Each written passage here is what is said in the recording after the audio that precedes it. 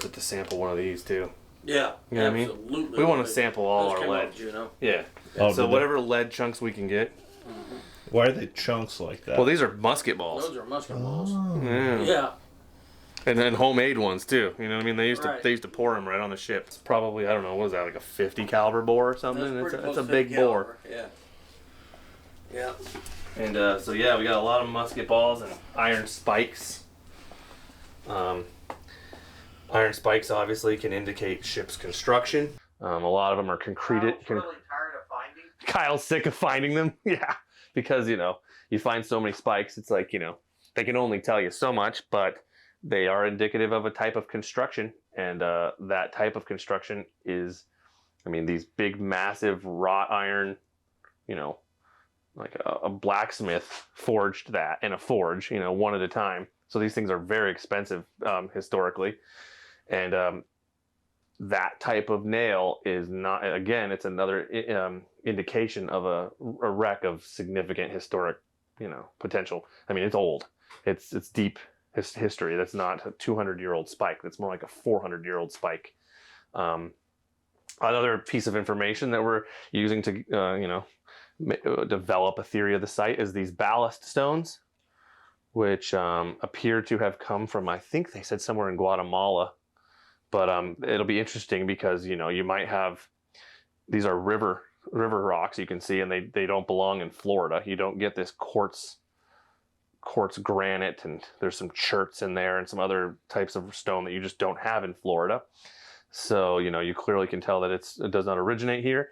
And it'll be interesting because maybe we'll have several sections of ballast stone that can show different areas where they were, because usually you don't get them all in one place. You might get some here, some there. So ballast stones, essentially, they help keep the ship upright, just like a modern keel. So these older boats were big, broad-bottomed boats that didn't have much of a keel.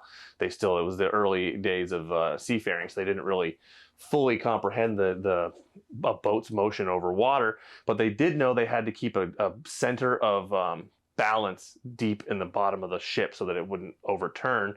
And so they would use river rocks or whatever kind of rocks they could get from wherever they were to load the cargo holds of these ships in order to keep them from tipping. And the more ballast you find, the less cargo typically, because heavy cargo was substituted with ballast. So if they had a bunch of silver, per se, they would take out ballast, remove a section of ballast, and then place that silver as the ballast. So it's interchangeable, So you'll find areas where there's whole ballast piles on the shorelines here in Florida where they careened their ship and removed ballast in order to work on the ship. So yeah, these are basically the original methods of keeping a ship upright. Now we use lead and various other things in a keel to keep the ship from overturning. But this is how they originally did it, was adding lots and lots of river rock.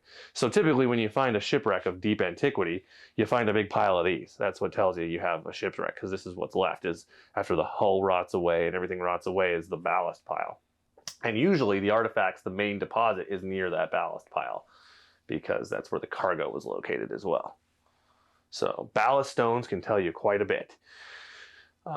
And more on that, I would like to thin section some of these and collect a few more to see if we have different regions. It would be interesting because you might be able to get a proxy to the ship's movement. If you have ballast from Guatemala and some from Spain and some France or Italy or wherever, it can show the motion of the ship over time, various stops. And you can also kind of guesstimate that if they were onloading from that region, they probably offloaded cargo and onloaded ballast, So there's lots of little details we might be able to glean from something as simple as a river rock that was put inside a ship's hull.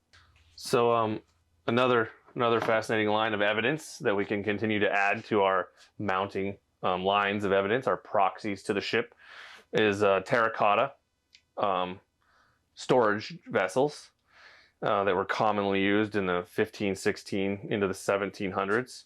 And so this is a piece of terracotta. Oftentimes they're referred to as olive jars, but I try to call them storage vessels, because to assume they had olives in it and to assume that they're Spanish, at this point we really have nothing that indicates the provenience of the ship. So, we don't know where this came from.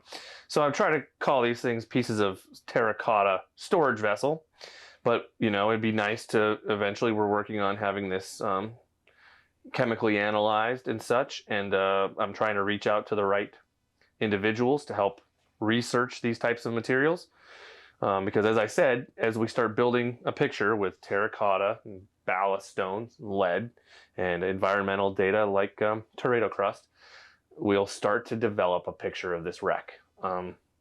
So hopefully before long, you'll be seeing some publications coming out about these things in some academic journals, because we really want to reach to the academic community so we can do right by this wreck.